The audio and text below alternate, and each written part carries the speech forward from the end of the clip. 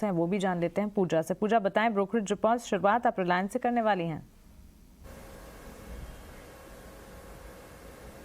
जी, रिलायंस से शुरुआत करते हैं और यहाँ पर विंडफॉल टैक्स को लेकर जो कटौती की खबर आ रही है उस पर JP मॉर्गन ने रिलायंस पर अपनी रिपोर्ट जारी की है, जिसमें कि ओवरवेट के राय को वो कायम रखे हुए हैं। लक्ष्य 3,170 रुपये प्रति शेयर का देख रहे हैं। इनका कहना है कि हाल ही में जो गिरावट आई है अब वहां से फिर से एक रिकवरी देखने को मिल सकती है। FY23 के नतीजों को लेकर स्थिति अब साफ हो चुकी है। हालांकि ये जो टैक्स में कटौती का निर्णय आया है इससे ज्यादा सरप्राइज कुछ नहीं होगा। स्पेक्ट्रम नीलामी के जो इस वक्त खबरें निकल कर आई थी उसमें जियो की लीडरशिप मजबूत हुई है। तो ये रिपोर्ट आ रही है रिलायंस पर 3,170 रुपए प्रति शेयर का लक्ष्य देख रहे हैं। अब बैंक ऑफ बड़ौदा, यहाँ पर हम देख रहे हैं कि काफी अच्छी तेजी दिखी थी हाल फिलहाल में सरकारी बैंकों में। JP मॉर्गन ने लक्ष्य बढ़ाकर 140 कर दिया है बैंक ऑफ बड़ौदा के लिए और इनका कहना है कि पहली तिमाही में जो लोन ग्रोथ दिखा वो काफी पॉजिटिव सरप्राइज था, उसके चलते टारगेट बढ़ाया गया।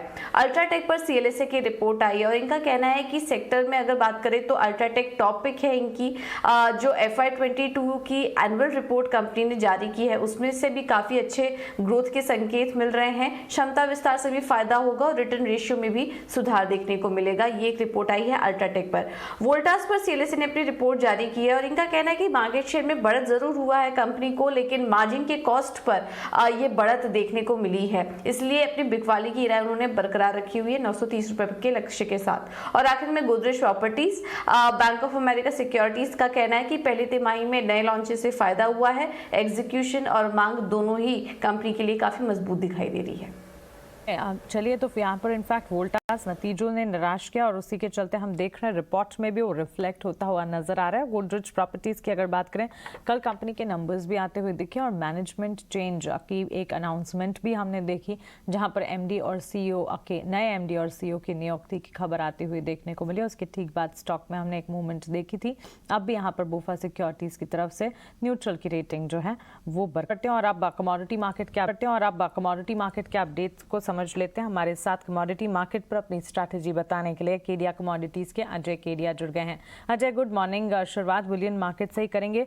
US चाइना टेंशन, सबसे पहले तो ये बताएं कमोडिटी मार्केट्स पर इसका कितना असर पड़ता हुआ दिख सकता है, क्योंकि हम देख रहे हैं रिसेशन फियर्स तो हैं ही और इसके बावजूद अब ये जो टेंशंस बढ़ते हुए नजर आ रहे हैं इसका भी एक इम्पैक्ट ग्लोबल मार्केट्स पर तो है ही। कमोडिटीज पर, बुलियन मार्केट पर क्या राय होगी?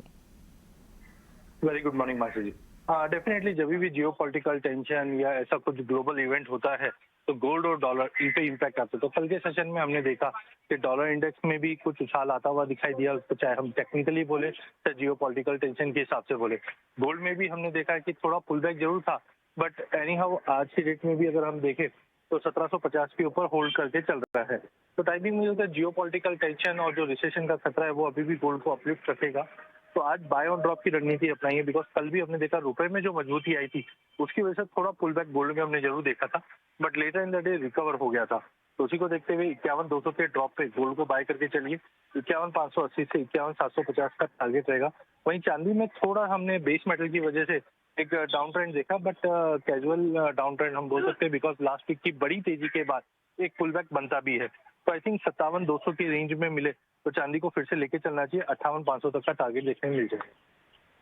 चलिए, गोल्ड सिल्वर दोनों में ही खरीदारी के मौके इस वक्त बनते हुए दिख रहे हैं। ऑफकोर्स रिसेशन फियर्स और ग्लोबल टेंशंस जो है उसका इम्पैक्ट घरेलू बाजार, डोमेस्टिक मार्केट्स में और साथ ही विदेशी बाजार में हम देख रहे हैं। बुलियन मार्केट में सोने चांदी की चाल फीकी पड़ती हुई नजर आ रही है। इन स्तरों पर खरीदारी जरूर की जाए।